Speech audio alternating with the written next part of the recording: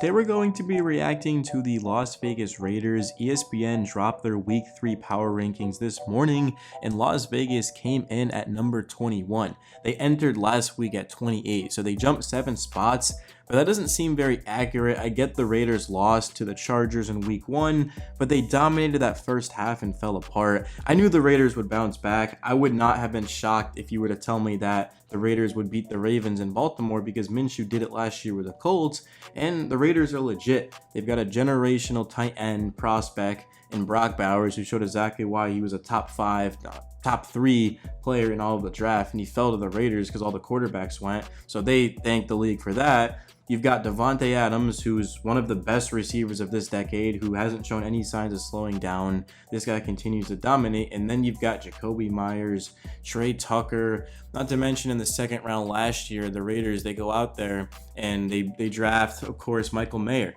who they like a lot. Offensive line, I thought, played well against the Ravens. It did give up some sacks, some pressures, but when it needed to, it made plays and allowed Minshew to buy him enough time to get the ball to his weapons. The run game for the Raiders is my biggest concern. They have not run the ball well this season. Arguably, they've been the worst rushing team in the league. I mean, 17 for 27, Zamir White 9 for 24.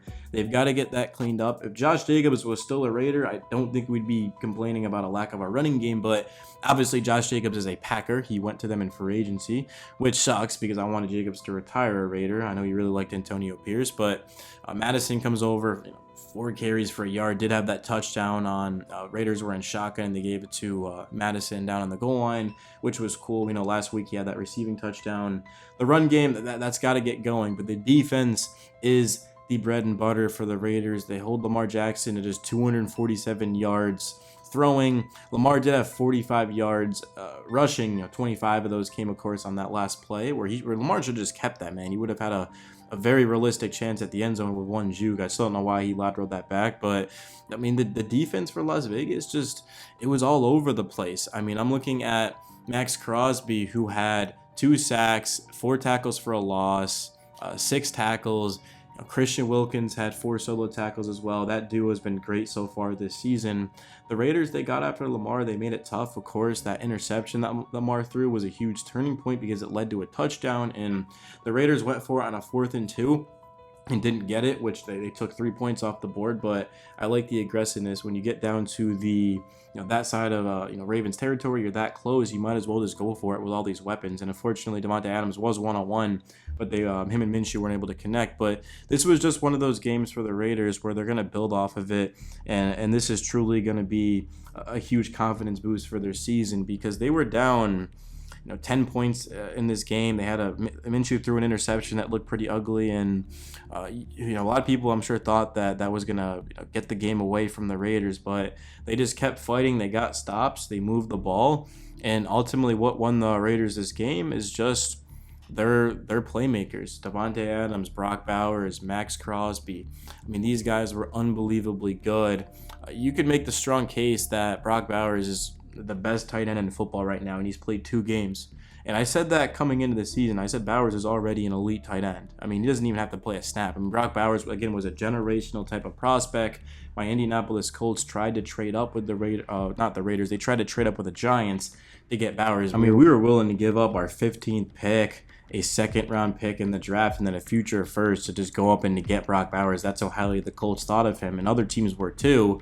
But the Raiders, they end up having ballers fall to them anyway, and he goes 9 for 98 in this game. He was good in Week 1, of course, in that loss to the Chargers as well. Davante Adams 9 for 110 and a touch, and that was a big thing for the Raiders too, is Adams with big-time catches. A lot of receivers, 99% of receivers in the NFL aren't making those plays with those catches and running those routes and being able to get open and just exploiting zone coverage. I mean, Davante Adams, it's sad because I thought him and Carr had unfinished business. We saw really a big-time year out of Adams with Carr as his quarterback. Derek Carr looked like he honestly was going to get the Raiders a Super Bowl, but unfortunately the defense failed him, and they just didn't have the pieces they have now. But Gardner Minshew comes over in free agency, signs a 2-year deal, gets paid, gets the bag.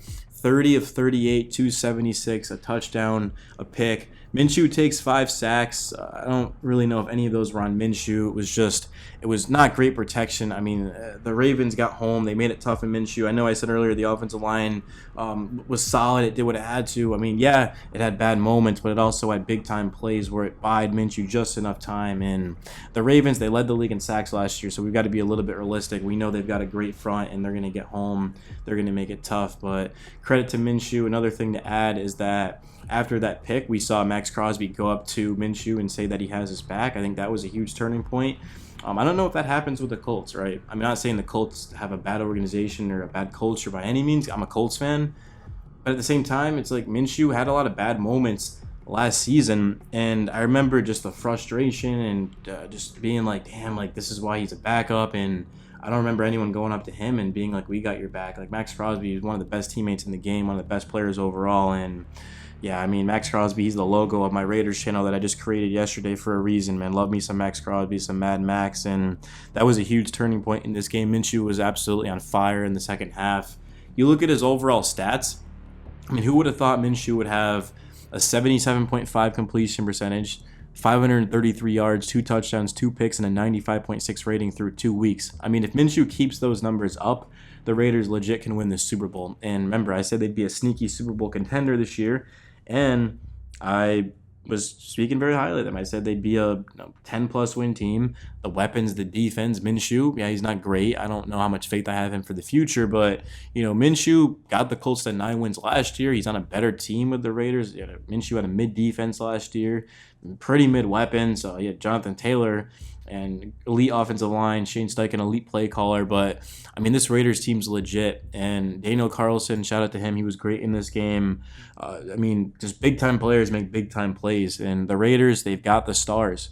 And stars win you games at the highest level. And, man, do the stars show out for the Raiders, the guys in the thumbnail. And Adams, Bowers, and Crosby. In terms of what's next for the Raiders, I actually love their schedule for them. They're at home against the Carolina Panthers and the Cleveland Browns.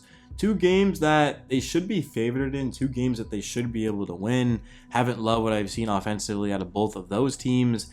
At Denver against the Broncos. The Broncos, they struggled mightily against the Steelers defense. I think the Raiders have basically a very similar defense to Pittsburgh and a better offense in my opinion, so they should be able to win that game.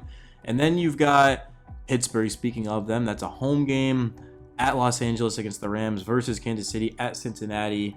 I mean, I like the Raiders in all of those games besides the obvious versus Kansas City and at Cincinnati. Actually, at home against the Chiefs, I will take the Raiders in that game. Sorry, I thought that was at Kansas City. I will take the Raiders at home. I think they win that game. I know Mahomes marked that on his calendar with the whole Kermit the Frog thing, but I don't think the Chiefs win that game, man. The Raiders will beat them at least 1 of 2. And for some reason, the Raiders just... I think they have the Chiefs' number. I mean, we saw defensively last year. They shut Mahomes down. Yeah, Carolina, Cleveland, Denver. The Raiders win those games to me. I like the Raiders in their next 5 games, man. I really do. I love the Raiders in those games.